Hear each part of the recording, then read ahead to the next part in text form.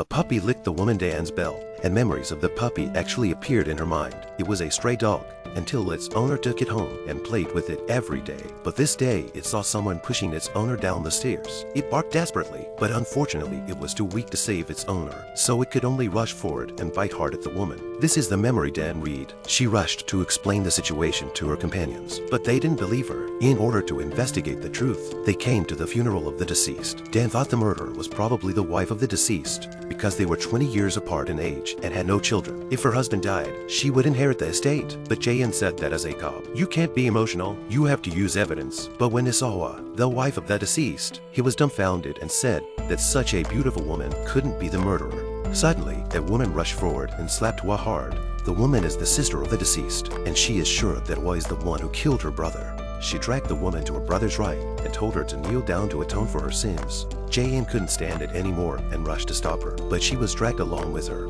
The woman didn't stop until Ji-Hwan said she was a cop. Then the deceased sister complained to Dan that her brother was honest. But since he married Hwa, he's been a different person. He stayed at home every day and fought with her over the ownership of her mother's house. The two of them had several fights over this. At this time, Dan noticed that the deceased sister suffered a wound on her calf. Could it be from a puppy's bite? In other words, it's very likely that the sister is also the murderer.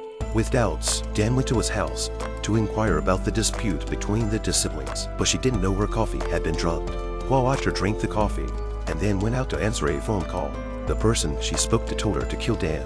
Hwa pretended to be sad about losing her husband and jumped downstairs. Dan saw this and grabbed her, but suddenly, the image of Hwa killing her 3 husbands came to her mind. She was so angry that she cursed at Hwa. Women actually killed so many people, but then the drugs kicked in and Dan started to get dizzy and was pressed against the parapet by Hwa. When he was about to fall down, Dan turned around and pushed Hwa against the guardrail. It turned out that Dan had suspected a woman when Hwa made the phone call.